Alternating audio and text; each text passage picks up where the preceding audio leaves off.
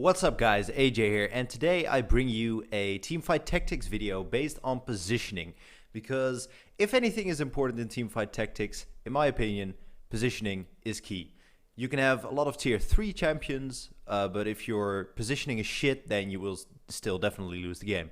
And even with a lot of tier 2 champions, if the positioning is good, you can actually still win. So, in this example, don't mind the creativity on screen. Sadly, there's no Teamfight Tactics training tool on League of Legends, and it's quite difficult to get this positioning right and to illustrate how the positioning is going. So I've just opened up everything in GIMP, and I'm just going to push everything around to show you guys how I actually won this game, because I'll have a screenshot on screen right now of a recent game I had, the exact same matchup with champions, and obviously this game I got very lucky. I got 5 tier 3 champions, but still the combination is really good. And on the top left hand side you will see the itemization I had on my champions. So I will run over my comp real quick and just why I went for these itemizations in general. Because I think itemization is obviously a very important factor, and midway through this particular matchup, I actually swapped around my entire tactic because I was building a certain comp and a synergy, and then I got the Yuma's Ghostblade, which I will dive in deeper a bit later in this video. But first of all, I had my Darius with a Warmog's armor, simply because that got me a lot of early game wins, and in my opinion, it's invaluable if you win like 5 or 6 rounds just because you have one certain item. So I would always recommend just do that. If you can win 5 to 6 rounds, which I did in this actual matchup, then definitely go for it. So I actually got my Darius to tier 2 real soon in this particular matchup. Sadly, I didn't record that game, but I got him to tier 2 quite fast. Then I got a double belt, which meant I could build the Warmog's armor. And the way that Darius synergizes with the Warmog's armor is so insane in Teamfight Tactics that I simply just had to go for it. And for the people that don't fully understand this, obviously Warmog's armor gives you more HP, but it also regenerates your HP every second. Now, for Darius, with his ultimate ability, of course, healing himself, that's a huge item because it gives him so much more sustainability, survivability, so your carries can actually deal a lot more damage before your Darius is off the map. So I'm a Darius on the front line, gave him the Warmogs, and that in general basically won me 5 to 6 matchups during stage 2 and 3. And as I said, for me, that's invaluable. Like, definitely get that item if it gets you that many rounds won, simply because it will keep your HP healthy. It will actually enable you to economize a lot better, because you don't have to spend as much gold to level up your champions, to get higher tiers, and to refresh all the time. So for me, that was also a key for my early to mid game, to actually get into this position, because I could economize well. I had a lot of HP left, and I won all my rounds, and I was on a win streak, of course. Then my Graves had the Phantom Dancer, which I believe Phantom Dancer is a must-have item, because most of the matchups, most players will definitely go for at least 3 assassins. Some of them will even go for 6, obviously, but most of them will at least have 3 assassins. So the Phantom Dancer obviously dodges all crit strikes, which the assassins are notoriously known for. So I have my Graves in the backline protecting my Tristana. I'll get into that positioning in a bit. But then I have my Tristana with the Infinity Edge just for the extra damage, and also in this case, because I had 6 assassins on the map, to get an even higher crit chance, because the 6 assassins buff gives you a total of 350% crit damage on your critical strikes, and then Infinity Edge gives another 100%. So my Tristana actually had 450% damage on her crits. I saw her crit for like 1300 or 1400 at a certain point, which it's basically insane. If you can protect your Tristana in that case, that will definitely win you the game. Then the thing that really changed this game was me actually getting the Humus Ghost Blade, I did get another, like Infinity Edge was my first item on Trist. Then I got another BF Sword, and I thought, you know, Trist is going to be my main carry this game. So I will just throw the BF Sword on my Tristana. And then I got a Spatula, and obviously that can make her an assassin. So to give you an insight, I actually had 3 assassins on the map before this. I had the Katarina to synergize with the Darius for the Imperial buff. I believe I had Zed and Kha'Zix on the map, because those are my 3 preferred assassins, and I had them to tier 2 relatively fast. But then I got the Humus, which meant that my Tristana became an assassin. And in that case, I decided to buy the Rengar and the Pike as an addition, so I had the 6 assassins buff, which was just insane. And the Luden's Echo just for the ultimate proc on the Trist, obviously her ult in TFT already does splash damage, but with the Luden's Echo it does even more splash damage. So those were my items for this game. So I will just go roughly over my synergy in this matchup and the synergies I had and what I was looking for. Because, yeah, as said, it was just such a good matchup for me. And I will just quickly go over how most people or most players would position all their characters. So in general, most players would go for a comp like this, where you have Darius at the front line alongside Graves, your Tristana is behind them for safety, and you have your 5 assassins over here to just jump across the map wherever they want. Now, obviously this is not ideal, because if the enemy has 3 assassins, then obviously your Tristana is just going to die real soon. And in this case, Tristana was my hyper carry. I had all my items on my Tristana, and I definitely wanted to keep her alive in this matchup. So that's why I decided to actually move my Graves back to the Tristana over here. So if the assassins would jump, then they would jump on the Graves, which obviously had the Phantom Dancer for sustainability. So I had my Darius as a frontline for any champions that appear over here. My Tristana was boxed in and safe, and yeah, that's basically what a lot of players would do. But now I'm going to go into a more in-depth sort of placement that I did.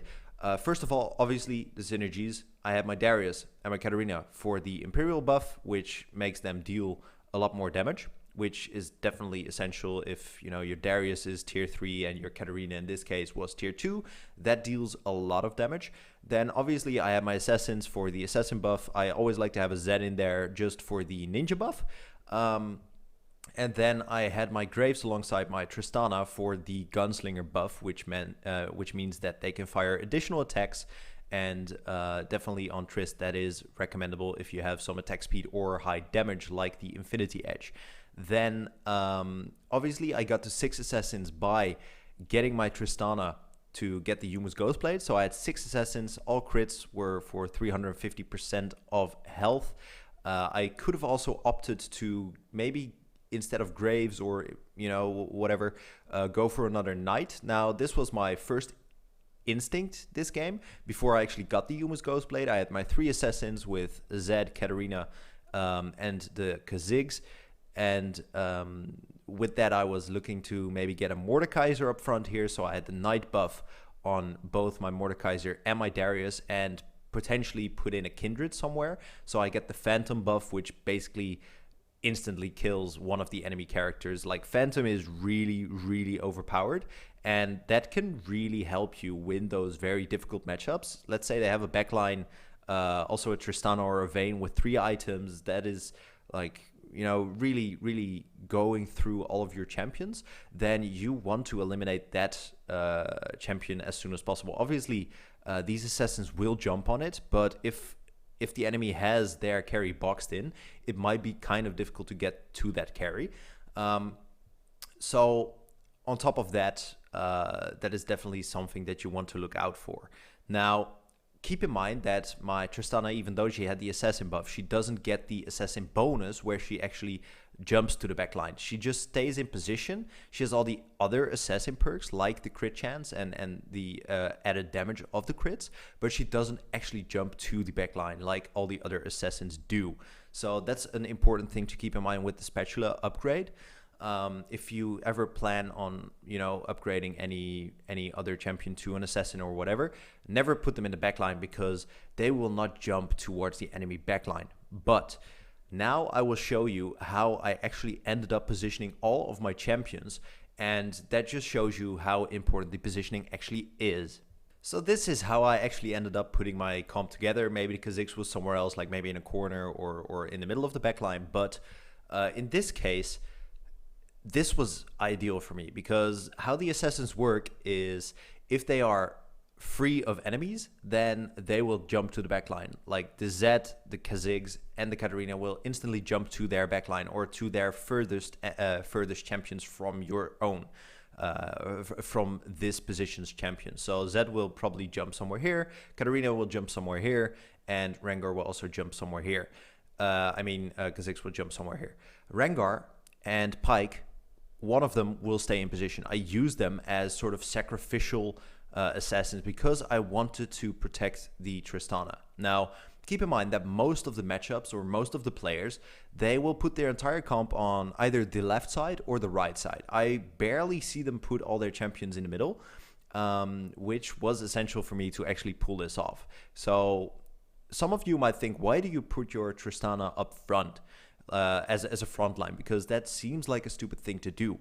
However, it worked out really well because in this actual game that I played, all of my enemies actually had their champion lineup all the way on the left side or all the way on the right side, which means that even if they had some assassins over here, they would jump to this area, which would deliver them to Graves. So my Tristana would be safe. And other assassins were over here, so they would jump over here to the Darius. So my Tristana was safe again. So the important thing is why I put these sacrificial assassins in terms of Rengar and Pyke up front. How the assassins work is if they are not instantly in combat at the start of the matchup, they will jump to the backline. So let's say the enemy has their entire comp over on the left side over here, right next to Pyke. Then this Pyke will actually remain in position because he is instantly in combat as the match starts. So he will just stand here and he will start fighting, which means that these champions will start focusing the Pyke. Hence, it's my sacrificial champion. In that same time, Rengar will actually jump to the backline alongside Zed, Kha'Zix, and Katarina. They will jump to the backline to just assassinate over there. The Graves and the Darius, I would just move everything around so you're actually up to date. So Katarina jumps to the backline. The Graves actually moves a bit up front. It could be either here or here, but most likely here. And the Darius will also come around and, oh, whoop, what am I doing? That is not the correct thing to click. The Darius will actually move over here or over here somewhere, wherever he can get in combat the soonest. So let's say he moves over here. My Tristana stays in position because she's obviously ranged. And then obviously the Kha'Zix will, oh man, I'm clicking the wrong things. The Kha'Zix will jump to the backline.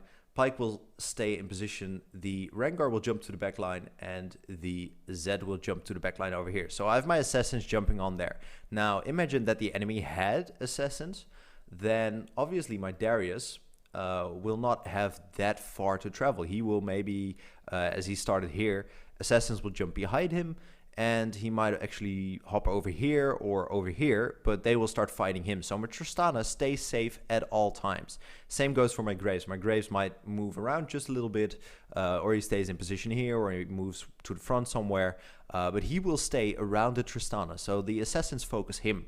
And now it will take a long time for the enemies to take down this Graves, because at this point, Graves was tier 3. He had the Phantom Dancer, so he dodges all crits. So he is perfect to basically counter all these assassins. And then with the Darius there, with the Warmogs, also tier 3, those two are practically unkillable by any assassins. While my assassins are actually doing all the work over here, their comp stays nice and tidy over here because the Pyke is instantly on the front line. It allows, or it doesn't allow his frontline champions, let's say he has a Garen, a Darius, and a Mordekaiser, they cannot move up to the Tristana because you would say that this path is open right now. Their champions, let's say the Graves, oh, wrong again. The Graves is on the enemy team. He starts over here. He will instantly just if the pike isn't there, he will just move to the Tristana. He will come over here, battle the Tristana. But because the pike is here, he will actually remain in position. So that is the most important thing in terms of keeping your hyper carry safe at all times, and positioning is really what matters there. So that's the reason I put her on the front line in this case, just so she was safe at all times. Now, the enemy could have countered it by putting his entire comp on front here, but then I could have countered it as well. I would just put my Graves on the back line, I would put my Darius on the front line over here, and I would move my Tristana in the middle over here. And then obviously the Graves can sort of move around depending on where I see his assassins jump. He can go over here, he can go over here, he can go over here, depending on where his enemy champions will jump to his assassins in this case. But it's very important to at all times keep this Tristana safe. Now, another option that you could do if the enemy prompts to basically fight you face to face in the middle over here is get those sacrificial assassins and put them over here. Put them just in front of the Tristana. So still the Tristana stays safe. The enemy actually decides to focus these particular champions. And that basically works really well because at this point, my Pike and my Rengar were both on tier 2. They were not the assassins that were gonna carry this game. The assassins that were strong this game were my Zed, my Katarina, and my Kha'Zix, so I will not use them as sacrificial champions. I will use them as the assassins they are, while these two are just there to get me the 6 assassin buff. They are basically not relevant to the comp. They can instantly die, I don't care, as long as my other champions get their buffs off of these champions. So as said, it's very important to always box in your hyper carry just to make sure that the enemy assassins will not be able to actually jump to your hyper carry. Always have it boxed in. Definitely if it has 3 items or so, or if it's tier 3, this Tristana is the champion that is going to carry that game. So always keep it boxed in no matter what. And then, you know, obviously it can vary on team comps that the enemy has. The enemy can actually decide to not go for assassins and maybe go for sorcerers or something along the lines of that. Let's say they have Aurelian Soul here in the backline. That's another thing that you have to keep in mind. Aurelian Soul, actually, that ultimate is crazy overpowered, especially late game, because it's like 2 of these lines thick. So if I have my champions positioned like this, then all 6 of these champions will get hit by that ultimate. And if my assassins are on the Aurelian Soul, they will get hit as well. So Aurelian Soul will just hit an 8-man ult down the line over here. So that's why spreading your champions is also very important. So if I would be up against something like an Aurelian Soul in the backline, and I know that it's in that corner, then I might just prompt to move my assassins. I'll keep this as a sacrificial one. I decide to put my strong assassins all the way in the corner here, so they jump the furthest and they have the highest chance of actually jumping onto the Aurelian Soul. I could maybe prompt to put the Pike here as well as a sacrificial champion, but I could also put him here. Let's say I put him over here in the backline, so he also jumps the Aurelian Soul. The Darius is over here. Then my Graves, I will probably move somewhere over here if he doesn't have assassins, right? If he doesn't have assassins, then my Tristana is basically free to do whatever she wants. And then I would probably put it over here. I mean, it might target the Rengar, so that might not be the best idea. I think I would actually swap these around. Swap these around. Put the Graves and the Darius on the front line here. Move my Rengar all the way with my other assassins as well. So it also jumps straight onto their Aurelian Soul. And then I will put my Tristana just in the middle here, because my Tristana has the range.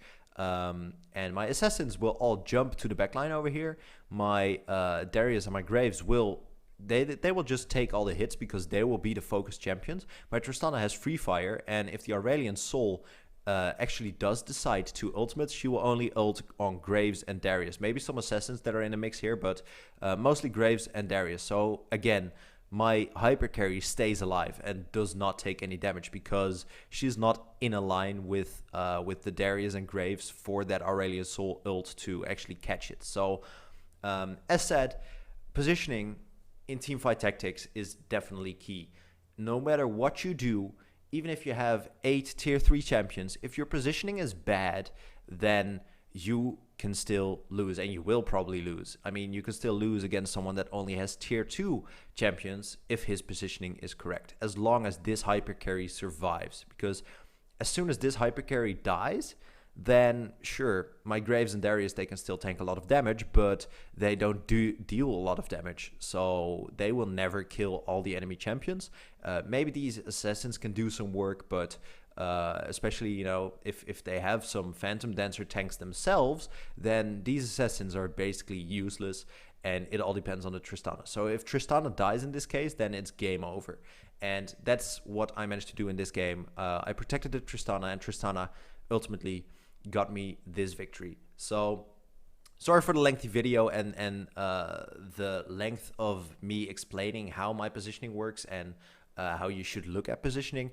But as said, positioning is key. So it's worth to invest the time to get your positioning up there, especially if ranked comes out in, I believe, patch 9.14. If TFT ranked comes out, then positioning will be even more ridiculously important. So yeah, I hope you guys managed to get some tips and tricks off of this, and I hope you will win your future matches. And yeah, good luck. Thanks for watching. See you on the next one.